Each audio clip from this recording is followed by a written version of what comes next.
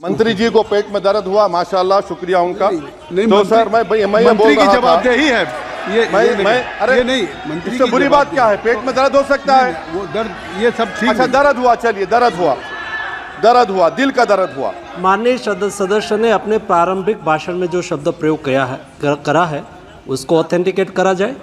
और अभी उन्होंने उल्लेख करा कि मोदी के बुलडोजर ने वहाँ मॉब लिंचिंग करा है, उसको भी ऑथेंटिकेट करा जाए।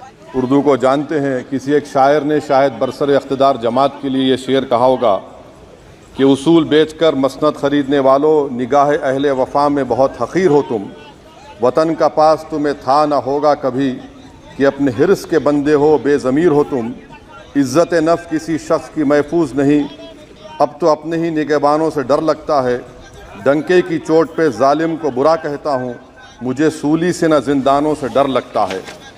मोहतरम चेयरमैन साहब, मैं आज इन लोगों की तरफ से बोल रहा हूँ जो दिखते तो हैं, जिनके बारे में बात तो होती है मगर उनकी कोई नहीं सुनता। मैं उनके बारे में बोल रहा हूँ जिनके बारे में वज़ीर आज़म मोदी ने कहा था कि घुसपैठी है। मैं उन बेटियों और माओं के बारे में कह रहा हूँ जिनके बारे में मोदी ने कहा कि ज़्यादा बच्चे पैदा करते। मैं उन मासूम नौजवानों के बारे में कह रहा हूँ जिनको मॉब लिंचिंग के ज़रिए मारा जा रहा है। मैं उन बेज़ुबान माँ और बाप के बारे में बोल रहा हूँ जिनकी औलाद आज इस हुकूमत के गलत क़ानून के चक्कर में जेलों में सड़ रहे हैं।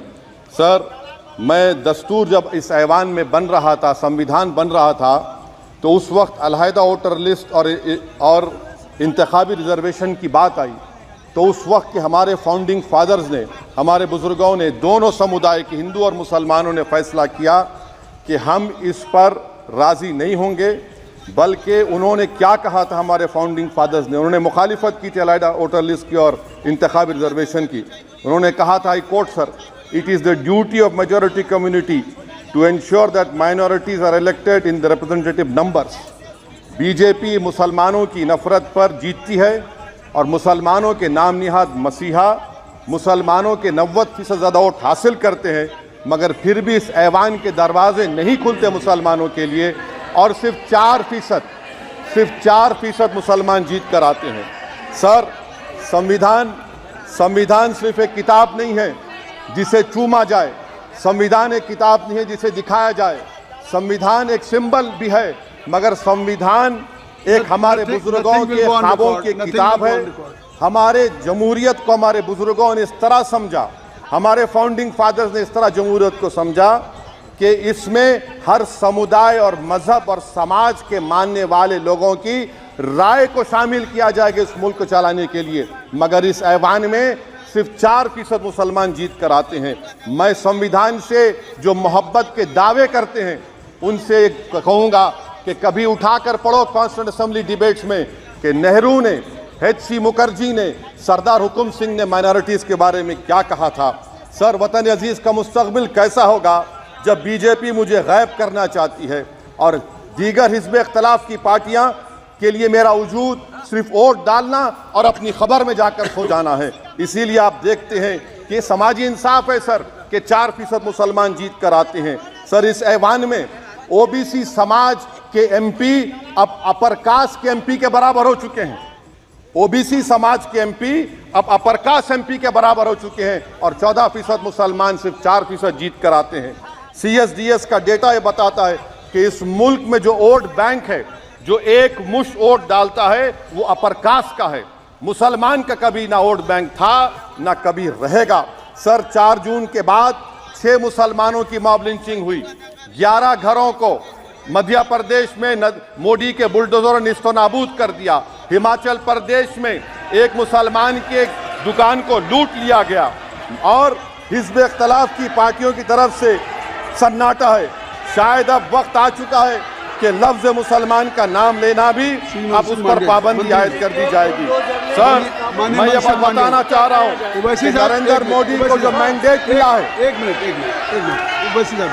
आप लोग बैठ जाएं, कृपया आप लोग बैठ जाएं। श्री मनसुख मांडविया जी, आप लोग बैठ जाएं, कृपया माननीय सदस्य बैठ जाएं। श्री मनसुख मांडविया जी, कृपया आप लोग बैठ जाएं। अपने प्रारंभिक कृपया आप लोग बैठ जाएं। आप लोग बैठ जाएं। माननीय सदस्य बैठ जाएं। माननीय सदस्य ने अपने प्रारंभिक भाषण में जो शब्द प्रयोग करा है उसको ऑथेंटिकेट करा जाए।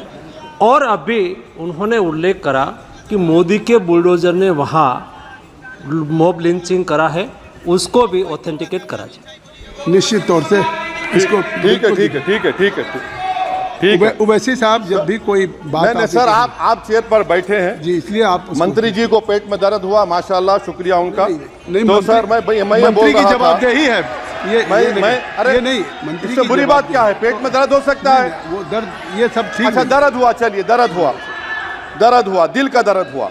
तो सर, जो नरेंद्र मोदी को मैंडेट मिला है वो सिर्फ और सिर्फ मुसलमानों की नफरत पर हिंदुत्व की वजह से मिला है। I would like to say it is not Modi's in dock, but every single person voted him despite his anti Muslim voice. And I would like to tell the position parties, this is not a moral victory for you, this is a victory of majoritarianism. Everyone should contemplate and do introspection.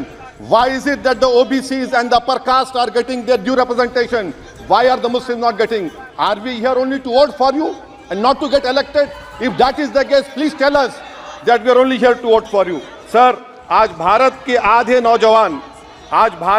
नौजवान बेरोजगार हैं और रोजगार की तालाश, बेरोजगारी का आलम यह है सर कि मोदी सरकार के 5 साल में 75 लाख एस्पिरेंट्स की जिंदगी बर्बाद हो गई, 6 पेपर लीक हुआ। बेरोजगारी का आलम यह है सर कि रशिया जा रहे हैं, वहां जाकर अपनी जानों को दे रहे हैं। बेरोजगारी का आलम यह है कि नरेंद्र मोदी रोजगार का कैंप चलाती है नौजवानों के लिए कि तुम इजराइल में जाकर काम करो, उनको कैनन फॉडर बना रही है ताकि फलस्तीनियों की जायदादों को हड़प कर सके। ये भी कंक्लूड करें। अरे सर मेरा टाइम है, कहाँ टाइम है सर? आप ये टाइम ले लिए मेरा सर, मैं 2 मिनट दीजिए। ये विश्वगुरु की पॉलिसी है। इजराइल को 27 टन हथियार जा रहा है। 9 मिलियन भारत के लोग गल्फ में काम करते हैं, क्या असर पड़ेगा? 47,000 इजरायली फलस्तीनी मार चुके हैं। क्या है हमारी पॉलिसी सर? क्यों हथियार दे रहे हैं सर? नस्लकशी हो रही है। सदर जमहूरिया के खुतबे में राष्ट्रपति के सर, मैं उसी पे बोल रहा हूं सर, उसमें लिखा हुआ है फॉरेन पॉलिसी के ऊपर, आप पैराग्राफ नंबर 25 देख लीजिए। सदर जमहूरिया में सैचुरेशन अप्रोच है।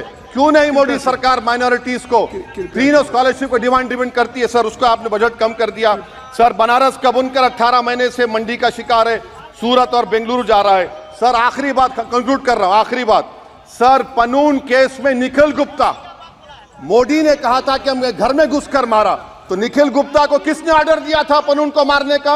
अगर नहीं दिया तो उसको बचाइए, और अगर दिया नहीं तो फिर उस पर पीएमएलए क्यों नहीं लगाकर? सर समाप्त करो। कमेटी बनाई आपने, उसका क्या हुआ?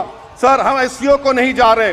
सर मैं आपको बता रहा हूं कि मैं अपनी इस तकरीर को टीपू सुल्तान की नजर, सुनिए सर, अब हो गया खत्म कर रहा हूं सर। मैं अपनी तकरीर को टीपू सुल्तान की नजर कर रहा हूं। ये टीपू सुल्तान की फोटो है, क्या आप इससे भी नफरत करेंगे सर? ये संविधान में टीपू सुल्तान की फोटो है जिस पर वल्लभ भाई पटेल ने साइन किया, श्यामा प्रसाद मुखर्जी ने साइन किया। ये आपकी नफरत है सर। आखिर में मैं अपनी बात को खत्म कर रहा हूं इस शेर पर कि क्या दिन दिखा रही है सियासत की धूप छांव। जो कल सपूत थे वो कपूतों में आ गए, थे इस कदर अजीम के पैरों में ताज थे, इतने हुए जलील के जूतों में आ गए। बहुत बहुत शुक्रिया सर। श्री गौरव गोगोई जी। धन्यवाद सभापति महोदय।